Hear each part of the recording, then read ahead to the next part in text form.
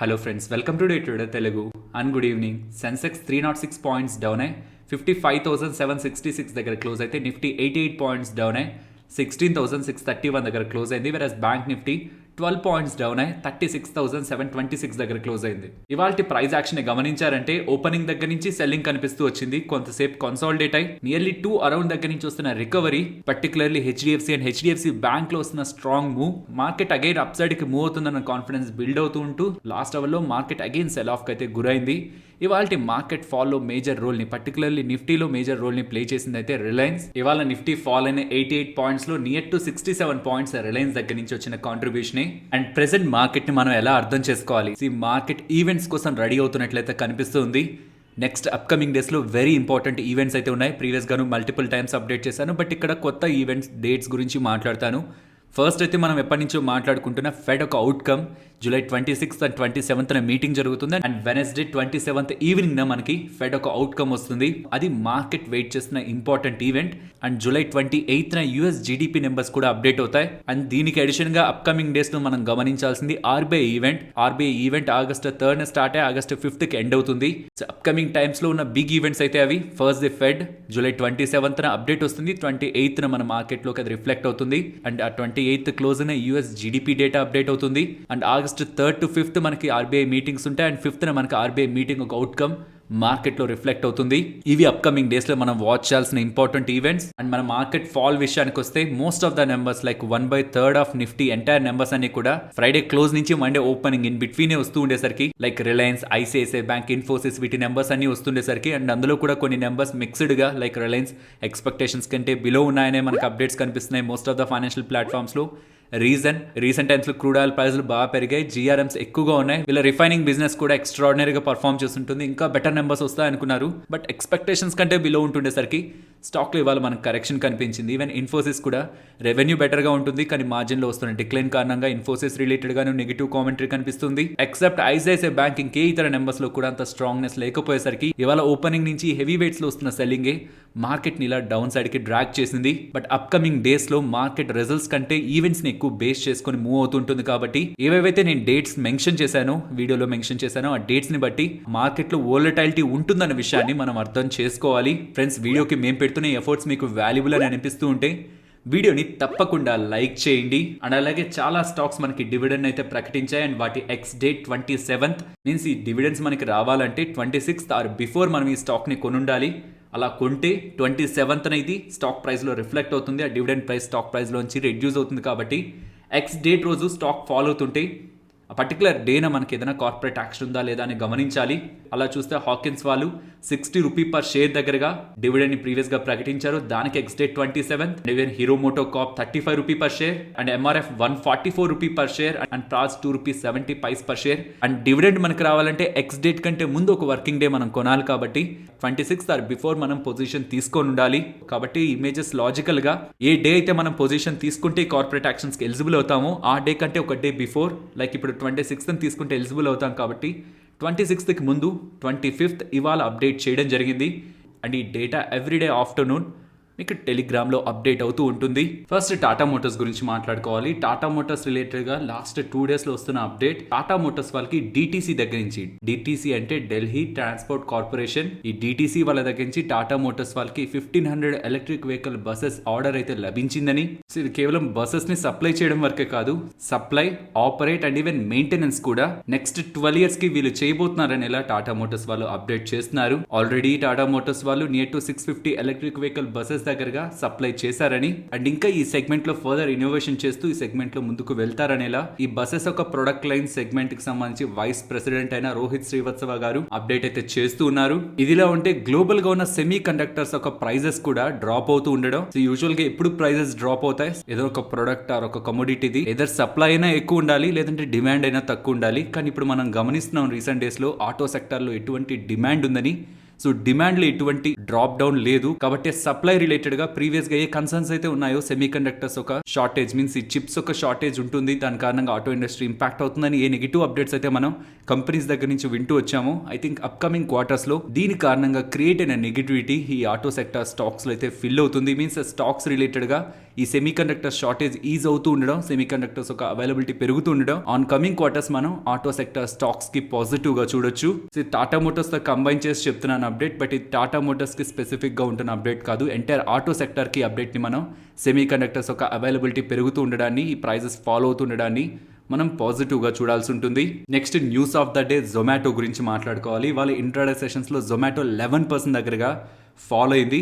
ఫాల్కి reason ఈ కంపెనీలో ఐపీఓకు ముందు ఇన్వెస్ట్ చేసిన ఇన్వెస్టర్స్ కానివ్వండి, మీన్స్ ఇన్స్టిట్యూషనల్ ఇన్వెస్టర్స్ కానివ్వండి, ప్రమోటర్స్ కానివ్వండి, ఈవెన్ ఎంప్లాయీస్కి కూడా ఎవరెవరైతే ఐపీఓకు ముందు కంపెనీలో వాటాని హోల్డ్ చేస్తున్నారో వాళ్ళకి 1 year లాక్-ఇన్ పీరియడ్ ఉంటుంది. ఐపీఓ లిస్ట్ అయిన డేట్ నుంచి 1 year లాక్-ఇన్. సో అలా చూస్తే జొమాటో ఐపీఓగా మార్కెట్లోకి లిస్ట్ అయిన date July 23, 2021. So by 2022 July 23 కి అది కంప్లీట్ అవుతుంది. ఆ 1 year లాక్-ఇన్ అయితే కంప్లీట్ అవుతుంది. ఈ 1 year పాటు లాక్-ఇన్ లో భాగంగా డిస్క్లోజ్ చేయకుండా సెల్ చేయకూడదు. అలా 78% ఆర్ 613 crore షేర్స్ దగ్గరగా 1 year lock-in disclosure period complete అవుతూ ఉండేసరికి ఇవాళ ఎవరైతే జొమాటోలోంచి ఎగ్జిట్ అవ్వాలని ప్రయత్నించారో వాళ్ళు మార్నింగ్ మార్కెట్ ఓపెన్ అయిన తర్వాత మల్టిపుల్ ట్రాన్సాక్షన్స్ జొమాటోలో చేసినట్లయితే కనిపిస్తున్నాయి. సో కాబట్టి ఓపెన్ అయిన దగ్గర నుంచి వస్తున్న ఈ సెల్లింగ్ ప్రెషర్ తో స్టాక్ ఇవాళ ఇలా డౌన్ అయింది. ఐపీఓ ప్రైస్ నుంచి 37% అండ్ ఐపీఓ ప్రైస్ తర్వాత వెళ్ళిన హైస్ నుంచి 72% ఈ స్టాక్ లో కరెక్షన్ అయితే కనిపించింది. సో ఇప్పుడు ఇంతలా ఫాల్ అయిన తర్వాత ఆల్రెడీ ఎగ్జిస్టింగ్ ఇన్వెస్ట్ చేసిన వాళ్ళు అండ్ ఇప్పుడు కొత్తగా ఇంతలా ప్రైస్ ఫాల్ అయింది, రీసెంట్ హైస్ నుంచి నియర్ టు 72% క్రాక్ అయింది. కాబట్టి ఈ లెవెల్స్ లో యాడ్ చేయొచ్చు అనే క్వశ్చన్స్ యూజువల్ గా కనిపిస్తూ ఉంటాయి. కానీ ఇక్కడ మనం 2 points ని అర్థం చేసుకోవాలి. ఫస్ట్ ది ఫండమెంటలీ ఏదైనా రీజన్స్ తో స్టాక్ ఫాల్ అవుతుందా అని. ప్రీవియస్ గా కొన్ని సెన్సిటివ్ ట్రాన్సాక్షన్స్ జరిగాయి జొమాటో వాళ్ళకి అండ్ ఇతరులకి మధ్యలో, లైక్ బ్లింకిట్. ఆ బ్లింకిట్ ట్రాన్సాక్షన్ తర్వాతే స్టాక్ రిలేటెడ్ గా కొంత హ్యూజ్ సెల్లింగ్ ప్రెషర్ కనిపించింది. మేబీ ఆ ట్రాన్సాక్షన్ రిలేటెడ్ గా మార్కెట్ లో ఉంటున్న కన్సర్న్స్ కి ఒక క్లారిటీ మేనేజ్మెంట్ దగ్గర నుంచి ఆ టైంలో కూడా రాలేదు. అన్లెస్ ఆ బ్లింకిట్ ట్రాన్సాక్షన్ చేసిన ట్రాన్సాక్షన్ అప్కమింగ్ ఇయర్స్ లో positive EBITDA like operating profit side వాళ్ళకి వాల్యూ యాడ్ చేస్తుంటే తప్పించి అంతవరకు ఆ ట్రాన్సాక్షన్ రిలేటెడ్ గా జొమాటో రిలేటెడ్ గా ఒక వాల్యూ ఎడిషన్ అయితే కనిపించదు. అండ్ ఫండమెంటలీ బిజినెస్ లో ఏం చేంజ్ లేదు. ప్రీవియస్ క్వార్టర్స్ తో పోలిస్తే రీసెంట్ క్వార్టర్ లో బెటర్ నెంబర్సే పబ్లిష్ చేశారు. కానీ ఎప్పుడు ప్రాఫిటబుల్ అవ్వగలరనే ఒక క్వశ్చన్ మార్క్ కి ఇప్పుడు కూడా మేనేజ్మెంట్ ఒక ఆన్సర్, కాంక్రీట్ ఆన్సర్ అయితే ఇవ్వలేకపోతుంది. అండ్ పర్టికులర్లీ బ్లింకిట్ డీల్ తర్వాత ఫర్దర్గా వీళ్ళ ప్రాఫిటబిలిటీ జర్నీ అనేది ఇంకొంత లాంగ్ అయింది. బికాస్ ఆఫ్ బ్లింకిట్ రిలేటెడ్ గా స్టిల్ ఆపరేటింగ్ ప్రాఫిట్ నెగిటివ్ గా ఉండడంతో అది కంపెనీలకు మర్జ్ అయిన తర్వాత అది జొమాటో ఆపరేటింగ్ ప్రాఫిట్ ని కూడా ఇంపాక్ట్ చేస్తుంది. కాబట్టి సో ఆన్ ఫండమెంటల్స్ ఐపీఓగా లిస్ట్ అయిన పాయింట్ నుంచి ఇప్పటికి ఒక బిగ్ చేంజ్ అయితే జొమాటోలో ఏం రాలేదు. But on price action or technical analysis side recent times లో ఒక జోన్ కొన్ని మంత్స్ పాటు కన్సాలిడేట్ అయిన జోన్ ని బ్రేక్ చేసి డౌన్ సైడ్ కి ఫాలో అయిన తర్వాత అగైన్ ఆ జోన్స్ దగ్గరే మల్టిపుల్ టైమ్స్ రెసిస్టెన్స్ ఫేస్ చేస్తూ డౌన్ సైడ్ కి కరెక్ట్ అవుతూ ఉండడం, అలా కరెక్ట్ అవుతూ రీసెంట్ లోని కూడా బ్రేక్ చేసి డౌన్ సైడ్ కి విత్ హై వాల్యూమ్స్ బ్రేక్ అయి డౌన్ సైడ్ కి వస్తూ ఉండడం మనకి పాజిటివ్ గా కనిపించట్లేదు. కాబట్టి ఎవరైనా ఇవాళ ఫాలో అయిందని చాలా డేస్ నుంచి ఫాలో అవుతుంది, 50 సైకలాజికల్ మార్క్ బిలో వెళ్ళింది కదా, ఇది అట్రాక్టివ్ జోన్ అనుకుని యాడ్ చేసుకోవాలనుకుంటున్నారు. టెక్నికలీ 61 రూపీ అబోవ్ సస్టైన్ అవుతున్నా క్లోజ్ అవుతున్నా ఒక రివర్సల్ ని మనం జొమాటోలో ఎక్స్పెక్ట్ చేయొచ్చు. అంతవరకు Zomato on near term weak గానే ఉంటుందని మనం భావించవచ్చు. బికాస్ ఈ లెవెల్ రీసెంట్ గా రెసిస్టెన్స్ అండ్ అంతకుముందు ఫాలో అవుతున్నప్పుడు కూడా important consolidation zone and previous గా కూడా మల్టిపుల్ టైమ్స్ ఇక్కడ ప్రైస్ యాక్టివిటీ ఉంది. కాబట్టి అన్లెస్ ప్రైస్ ఈ 61.5 మార్క్ అబోవ్ వచ్చి సస్టైన్ అవ్వందే టెక్నికలీ ఒక స్ట్రాంగ్ రివర్సల్ ని జొమాటోలో మనం ఎక్స్పెక్ట్ చేయలేం. కాబట్టి ఎవరైతే ఇక్కడ బాటమ్ ఫిషింగ్ చేయాలి అనుకుంటున్నారో మీరు మేబీ ఇక్కడ కొంటున్న దగ్గర నుంచి కొంత పర్సెంట్ అప్ సైడ్ కి ర్యాలీ అవ్వచ్చేమో. కానీ ఒక ట్రూ రివర్సల్, ఒక strong bullish move up side మనకి పాసిబిలిటీ ఉన్నదైతే 61.5 లెవెల్స్ అబోనే. కాబట్టి ఎవరైతే bottom fishing are lower levels లో యావరేజ్ చేసుకుంటూ వెళ్దాం, ఏదో ఒక టైంకి అప్ సైడ్ కి మూవ్ అవుతుంది కదా అని వెయిట్ చేస్తున్నారో గుర్తుంచుకోవాల్సింది ఇలా సెల్ చేస్తున్నది రీటైలర్స్ కాదు, ఎప్పటి నుంచో ఈ కంపెనీలో వాటాని హోల్డ్ చేస్తున్న వాళ్ళు. ఇది ఫస్ట్ థింగ్. సెకండ్ థింగ్, ఈ ఇంటర్నెట్ బేస్డ్ బిజినెస్ లో మీరు ఇన్వెస్ట్మెంట్ చేస్తుంటే మీ వ్యూ ఒకవేళ 2 years ఆర్ 3 years అవుతుంటే డెఫినెట్లీ మీరు రిగ్రెట్ అవ్వాల్సి ఉంటుంది. ఫర్దర్ గా ఈ కంపెనీ యొక్క గ్రోత్ ని మీరు అనాలిసిస్ చేస్తూ వెళ్ళగలిగే వాళ్ళైతేనే ఇన్వెస్ట్ చేయండి తప్పితే ఇవి ఇన్వెస్ట్ చేసి మర్చిపోయే స్టాక్స్ అయితే కాదు. ప్రీవియస్ గా 70 దగ్గర, 60 దగ్గర, ఇప్పుడు 47 దగ్గర ఏ స్టాక్ అని ఇలా ఫాలో అవుతున్నప్పుడు ప్రతి లెవెల్స్ దగ్గర అట్రాక్టివ్ గానే కనిపిస్తుంది. కానీ పాయింట్ రివర్సల్ వస్తున్నప్పుడు ఇక్కడ నుంచి ఎంత టాప్ సైడ్ కి వెళ్ళి ఈ రీసెంట్ లాసెస్ అన్నింటినీ రికవర్ చేస్తుంది అనేదే పాయింట్. కాబట్టి టెక్నికలీ చూస్తుంటే ఇక్కడి నుంచి రివర్సల్ వస్తున్నప్పుడు 61.5 అబోవ్ కానీ సస్టైన్ అవుతున్నారు, క్లోజ్ అవుతున్న డైలీ బేసిస్ లో, దెన్ అప్పుడు మాత్రమే ఒక స్ట్రాంగ్ రికవరీ అప్ సైడ్ ఉండడానికి పాసిబిలిటీ ఉంది. అండ్ ఇంకొక విషయం కూడా గుర్తుంచుకోవాలి, జొమాటో వాళ్ళు August 1st రిజల్ట్స్ ని పోస్ట్ చేస్తున్నారు. కాబట్టి Q1 రిజల్ట్స్ తర్వాత కూడా ఇన్సైడర్ కేటగిరీలో ఉండే వాళ్ళు ఇన్వెస్టర్స్ ఎవరైతే ఉంటారో వాళ్ళు 48 hours ఈ Q1 రిజల్ట్స్ పోస్ట్ చేసిన తర్వాత సెల్ చేయాలనుకుంటే చేస్తారు. కాబట్టి ఆ టైంలో కూడా మనకు వోల్టాలిటీ ఉంటుందన్న విషయాన్ని మనం గుర్తుంచుకోవాలి. సో ఇలా వస్తున్నాయి కన్సర్న్స్ లైక్ రీసెంట్ టైమ్స్ లో జరిగిన బ్లింకిట్ డీల్ కానివ్వండి, అండ్ ఇప్పుడు వచ్చిన ఇంటెన్స్ సెల్లింగ్ రిలేటెడ్ గా జొమాటో మేనేజ్మెంట్ అప్కమింగ్ టైమ్స్ లో ఇన్వెస్టర్స్ మీట్ ని కండక్ట్ చేసి ఉంటున్న కన్సర్న్స్ ని అడ్రస్ చేస్తారనేలా కూడా సిఎన్బిసి వాళ్ళు రిపోర్ట్ చేస్తున్నారు. నెక్స్ట్ గెయిల్ గురించి మాట్లాడాలి. జూలై 27న బోర్డ్ మీటింగ్ ని ఏర్పాటు చేసి బోనస్ రిలేటెడ్ గా అప్డేట్ చేస్తారు అనేసరికి ఇవాళ స్టాక్ నియర్ టు 4% దగ్గరగా ర్యాలీ అయింది. నెక్స్ట్ గ్రాన్యూల్స్ గురించి మాట్లాడుకోవాలి. వీళ్ళ యుఎస్ మ్యానుఫ్యాక్చరింగ్ ఫెసిలిటీకి జూలై 22న యుఎస్ ఎఫ్డిఏ వాళ్ళు ఇన్స్పెక్షన్ చేశారని, అండ్ ఆ ఇన్స్పెక్షన్ లో 6 అబ్జర్వేషన్స్ ఇచ్చారనేలా గ్రాన్యూల్స్ ఇండియా వాళ్ళు అప్డేట్ చేస్తున్నారు. అండ్ నెక్స్ట్ నెంబర్స్ గురించి మాట్లాడుకుందాం. మొదట ఇన్ఫోసిస్ నెంబర్స్ గురించి మాట్లాడుకోవాలి. ఇన్ఫోసిస్ నెంబర్స్ అనే కాకుండా ఇన్ఫోసిస్ నెంబర్స్ ని రీసెంట్ టైమ్స్ లో పోస్ట్ చేస్తున్న large cap companies like TCS, Wipro and HCl technologies తో కంపేర్ చేస్తుంటే ఎటువంటి ట్రెండ్ మనకు కనిపిస్తుందన్న డేటాని గమనిస్తే ఎంటైర్ ఈ లార్జ్ ప్యాక్ ఐటీ సెగ్మెంట్ లో రెవెన్యూలో ఒక స్ట్రాంగ్ గ్రోత్ కనిపిస్తుంది. లార్జ్ క్యాప్ లో ఇన్ఫోసిస్ వాళ్ళు 5.5%, టీసీఎస్ వాళ్ళు 3.5%, విప్రో వాళ్ళు 2.1%, హెచ్సిఎల్ టెక్నాలజీస్ వాళ్ళు 2.7% అండ్ విప్రో వాళ్ళు 2.1% దగ్గరగా కాన్స్టెంట్ కరెన్సీ రెవెన్యూ గ్రోత్ ని క్వార్టర్ అండ్ క్వార్టర్ కంపారిజన్ లో తీసుకొచ్చారు. అక్కడి వరకు బాగుంది. కానీ ఎంటైర్ ఇండస్ట్రీని ఇంపాక్ట్ చేస్తున్నది 2 సెగ్మెంట్స్. ఒకటి మార్జిన్స్, ఇంకొకటి అట్రిషన్. అలా చూస్తే అందరికంటే ఎక్కువగా మార్జిన్స్ ని కోల్పోయింది. Means quarter and quarter comparison లో మార్జిన్స్ లో ఎక్కువ డ్రాప్ కనిపించింది విప్రో దగ్గర నుంచి, తర్వాత టీసీఎస్, తర్వాత ఇన్ఫోసిస్ అండ్ తర్వాత హెచ్సిఎల్ టెక్నాలజీస్. ఇప్పుడు ఇన్ఫోసిస్ వాళ్ళు పోస్ట్ చేసిన నెంబర్స్ లో కూడా ప్రీవియస్ టైం తో పోలుస్తున్నా, లాస్ట్ డే సేమ్ టైం తో పోలుస్తున్నా ఒక బిగ్ వేలో మార్జిన్స్ లో ఫాల్ కనిపిస్తుండేసరికి రెవెన్యూలో మంచి గ్రోత్ ఉంటున్నా మార్జిన్స్ వీక్గా వస్తుండడం స్టాక్ రిలేటెడ్గా నెగిటివ్గా చూశారు ఫస్ట్ రిజల్ట్స్ పోస్ట్ చేసినప్పుడు.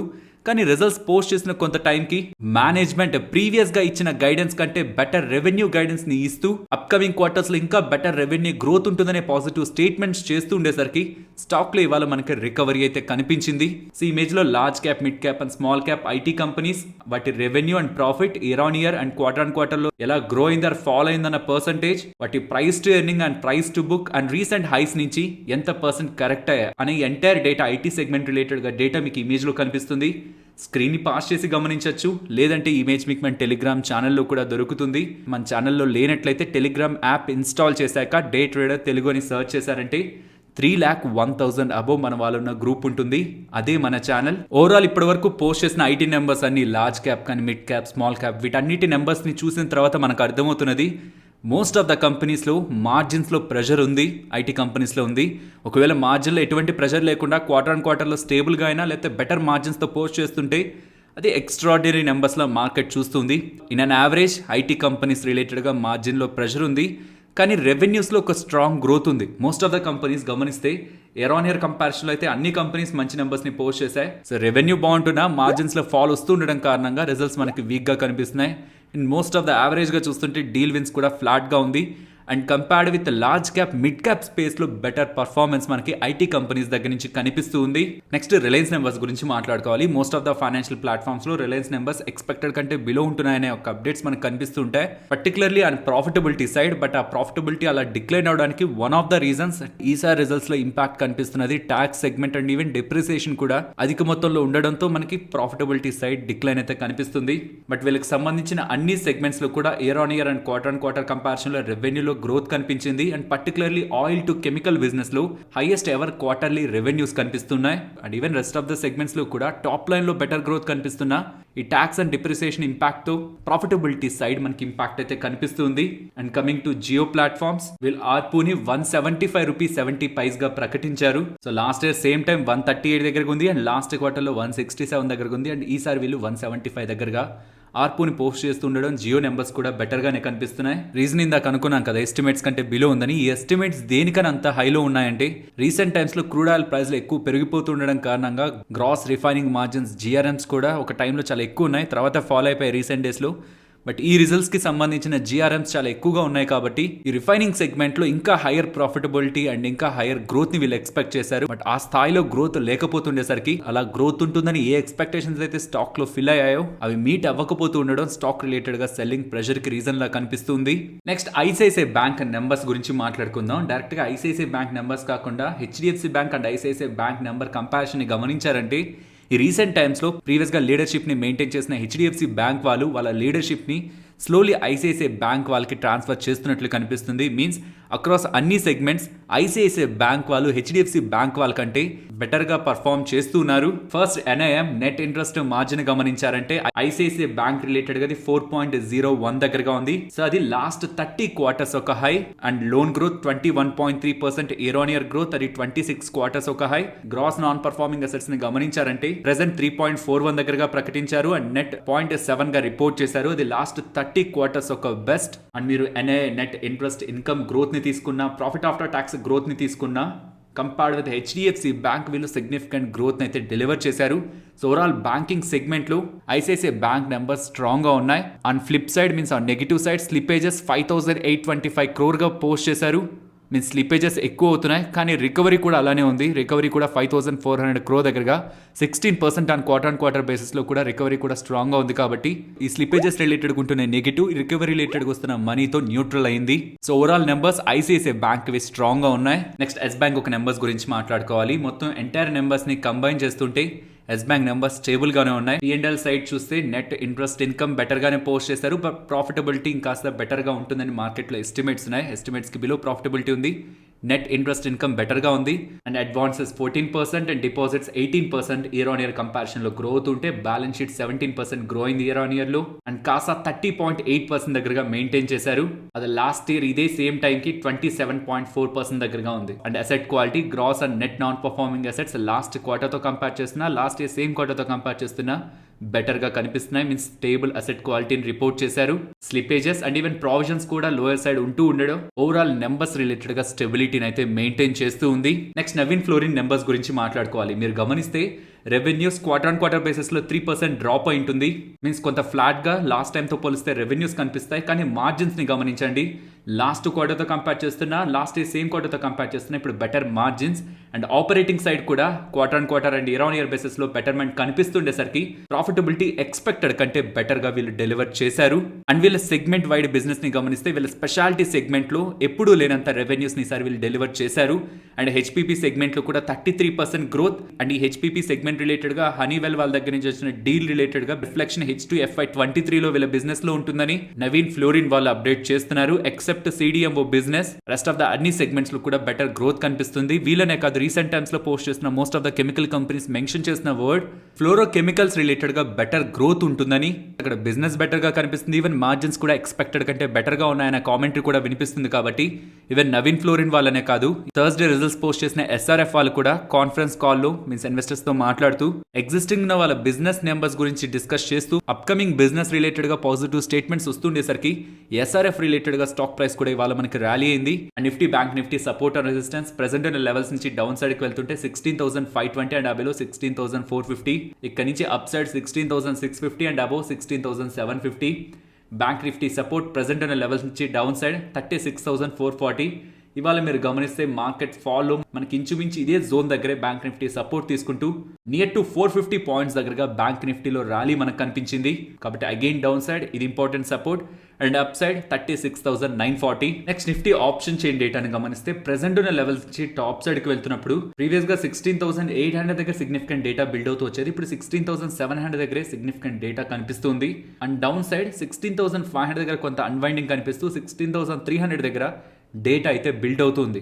సో ఓవరాల్ రేంజ్ ఇప్పుడు 16,300 to 16,700, ఈ 400 పాయింట్ ఇన్ బిట్వీన్ మార్కెట్ ఉంటుందనేలా కాల్ అలాగే పుట్ రైటర్స్ భావిస్తున్నారు. ఫైనలీ ఇది ఫ్రెండ్స్ మన వీడియో నచ్చిందా? నచ్చితే మన వీడియోని లైక్ చేయండి ఫ్రెండ్స్. అండ్ ఈ వీడియో మన వాళ్ళకి యూజ్ అవుతుంది అనుకుంటే తప్పకుండా షేర్ చేయండి. అండ్ మన ఛానల్ని సబ్స్క్రైబ్ చేయనట్లయితే ఛానల్లో ఉన్న కంటెంట్ని గమనించండి. కంటెంట్ నచ్చుతుంది అనుకుంటేనే ఛానల్ని సబ్స్క్రైబ్ చేసి పక్కనే ఉన్న బెల్ ఐకాన్ క్లిక్ చేయండి. మరొక ఇంట్రెస్టింగ్ వీడియోతో మళ్ళీ మీ ముందుకు వస్తాను. అంతవరకు టేక్ కేర్. జై హింద్.